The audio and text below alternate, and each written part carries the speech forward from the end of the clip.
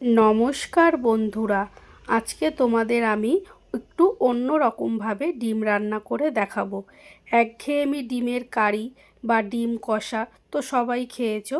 তো আজকে আমি একটু অন্য রকমভাবে তোমাদের ডিম রান্না করে দেখাবো। তো দেখো, তার জন্য এখানে আমি সেদ্ধ ডিম নিয়েছি, সেদ্ধ আলু নিয়েছি দুটো, আর গাজর নিয়েছি। আর দেখো, এখানে টমেটোগুলোকে দানা ফেলে দিয়েছি, রেখে দিয়েছি, পরে এগুলোকে ব্যবহার করব। আর ক্যাপসিকাম নিয়েছি টুকরো করা, আর মটরশুঁটি।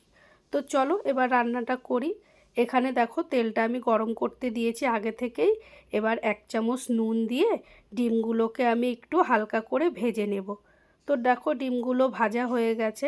আমি কিন্তু হলুদ দিইনি, হলুদ ছাড়াই ভেজেছি। হলুদ দিলে কি তেলটা কালো হয়ে যায়। তো ডিমগুলোকে আমি তুলে নিয়েছি। এবার ওই ডিম ভাজা তেলের মধ্যে আমি দুটো বড় সাইজের কুচনো পেঁয়াজ আর গাজরের টুকরোগুলোকে দিয়ে আর 1 চামচ নুন দিয়ে এগুলোকে আমি ভালো করে ভেজে নেব। নুন দিলে কি তাহলে তাড়াতাড়ি জিনিসটা নরম হয়ে যায়। তো দেখো, আমার কিন্তু এগুলো ভাজা হয়ে গেছে। এবার এর মধ্যে আমি যে টমেটোর দানাগুলো রেখেছিলাম সেগুলোকে দিয়ে দিলাম। আর দিলাম এখানে 2 চামচ আদা বাটা, 2 চামচ রসুন বাটা, আর দেব কিছু গুঁড়ো মশলা, যেমন এখানে 1.5 চামচ নিয়েছি আমি জিরের গুঁড়ো, 2 চামচ ধনের গুঁড়ো, আর 1.5 চামচ শুকনো লঙ্কার গুঁড়ো।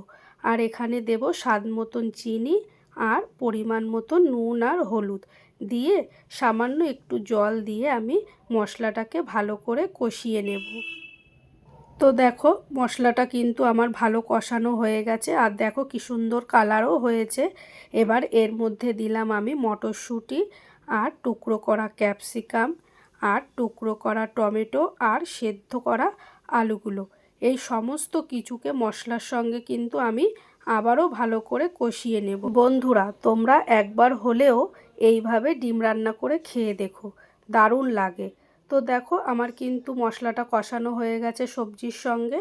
এবার এর মধ্যে আমি দেব পরিমাণ মতন জল। বেশি জল দেব না, যেরকম ঝোল লাগবে সেই বুঝেই জলটা দেবে। তো জলটা দিয়ে একটু নাড়িয়ে চাড়িয়ে নিলাম, নিয়ে এবার ডিমগুলোকে দিয়ে দেব। দিয়ে আবারও একটু নাড়িয়ে চাড়িয়ে নিয়ে 10 মিনিট মতন আমি রান্না করে নেব। 10 মিনিট পর দেখো বন্ধুরা, আমি আবারও একটু নাড়িয়ে চাড়িয়ে দিলাম। আমার কিন্তু রান্নাটা পুরোপুরি কমপ্লিট হয়ে গেছে। এবার ওপর থেকে আমি 1 চামচ গরম মশলার গুঁড়ো ছড়িয়ে দিয়ে একটা হাতা দিয়ে আবারও একটু নাড়িয়ে চাড়িয়ে নেব 5 মিনিটের জন্য। তো দেখো, এরকম কিন্তু ঝোলটা হবে, বেশি গাঢ় না, একটু পাতলা পাতলা হবে। তো এটাকে আমি এবার একটা পাত্রে নামিয়ে নেব। তো বন্ধুরা, তোমাদের এই রকমারি ডিমের রেসিপিটা কেমন লাগলো আমাকে অবশ্যই কমেন্ট করে জানিও।